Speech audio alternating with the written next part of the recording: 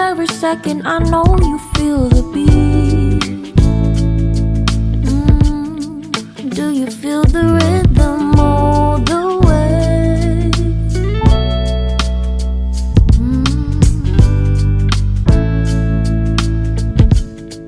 Can you see the vision?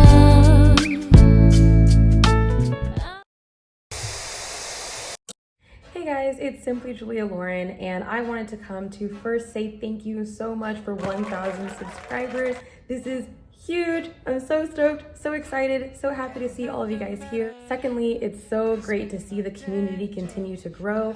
For those that want to be a part of the community, especially for the 2021 hair challenge, if you look in the description box as well as the pinned comment down below, you'll see a link to my Discord server where all of us are getting together and sharing pictures and tips and all these different ways as to how we're going about our journeys together. Also, I finally created a Patreon account. Again, I thank you guys so much for supporting me and helping me grow this channel. For those who'd like to support me more, you can join me on Patreon. And I made it so that patrons can support me with literally as little as $1 a month. So if y'all want to support me even further, please become a Patreon for just $1 a month. And I'll put a link in the description box and the pinned comment for that as well. Now, let's get into why we're actually here. So I'm going to assume they're all sick of tips about like how we need to drink water and how you need to take your biotin pills and all that junk about how we're supposed to be growing our hair out. I know that I got sick of seeing those videos. I got sick of getting the same tips over and over again. So these are tips that helped me specifically in my 2019 challenge and how it helped me through that journey and how I'm going to be applying it here. So here they are.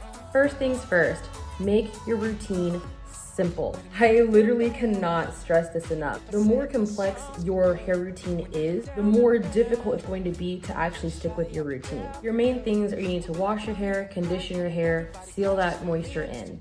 That's really it. Find ways to do those things without having to use so many different products so that you're styling your hair constantly. The more simple your routine is, the easier it's going to be to follow. That's first. Piggybacking off of that tip, your next tip is to be consistent. Everybody's wash day is different. That's perfectly okay. My wash day is once a week. Used to be once a month. Some people can go bi-weekly. Some people do every 3 months. Whatever works for you, just make sure that you're being consistent with your routine. Think of it as learning a new language or a weight loss challenge. You're not really going to see major true results and see actual change until you continue to stick with what you're doing and you make that goal a priority. Even if it's not your very first priority, making it a priority just the same will help garner your results. However, that being said, my next tip is to give yourself grace. Things happen, things come up. Sometimes you're sick. I know that I did it. I know specifically in January, I skipped a wash day. I just wasn't feeling it that day. I wasn't in the right mindset to be able to do a wash day that day. That's okay. We're human, we're not perfect. Even though it's really good to have a set routine and schedule for yourself and your hair and how to make your hair grow, you don't want to make it so strict that you feel like a failure or like you've let yourself down because you missed a wash day or this day you were out of this ingredient. It happens. For the most part, try to be as consistent and as simple as you can. Give yourself grace. Next, it's extremely important to stay inspired and to stay motivated. Now, I know there's this thin line between inspiration and coveting. You don't want to covet another person's hair or another person's goal. Make it your own and use whatever person you're going off of to inspire you. You don't want theirs, you want your own. So do what you need to do and what your hair likes to do so that you can get the results that you want to see. One way that I've done this was I actually created a Pinterest board, a couple of Pinterest boards actually, and they're centered around natural hair, but at waist length or longer. If you want to use my Pinterest board for inspiration, I'll put a link to that in the description box as well. What's really helped me was to try to find pictures of women who have their hair at the length that I would like to get, whether it be tailbone, knee length, or whatever. But I made sure to save pictures of women who have their hair in braids or twists. Doing this helps me to not want to over manipulate my hair. If I put, there are a couple of pictures of women with straight hair, but if I had only pictures of women with straight hair, the first thing I'm gonna want to do is reach for a flat iron. Don't want to do that, sis. You don't want to make it so that you're putting extra pressure on yourself to see in you what you're seeing in those pictures. You want to make sure that you're being inspired without having, without coveting what you're seeing somebody else have. Does that make sense? Another way you can stay motivated is remembering your why and keep that in mind. So for me personally, I have 2 reasons why I want to grow my hair out to the length that I do. Firstly, I believe that my hair is my crown of glory. I love the fact that I can have long hair. I hate the stigma that Black women cannot grow their hair. I want to be able to grow my hair as long as I want to. Secondly, I want to say it's in 2 Corinthians.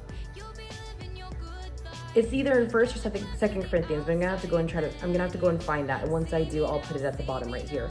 But I believe it's Paul who's writing to the Corinthians and talking about a woman's hair. And at one point he says that here I was about to talk about the submission to a woman and her husband through her hair, but I wasn't quite able to find the verse. I'm pretty sure I read it, so I'm just gonna go ahead and skip past all that.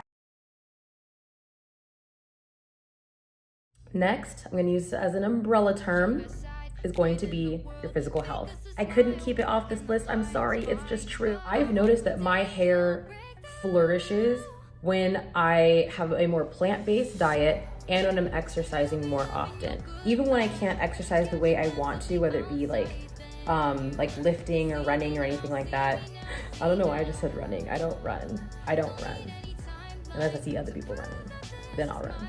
For those times where I don't want to do any sort of heavy exercises, I'll just do 30, 45 minutes, maybe an hour of yoga, just to keep my body moving, keep my blood pumping, and keep my hair growing. My hair and my skin do best and start to really flourish when I'm taking care of all physical parts of my body.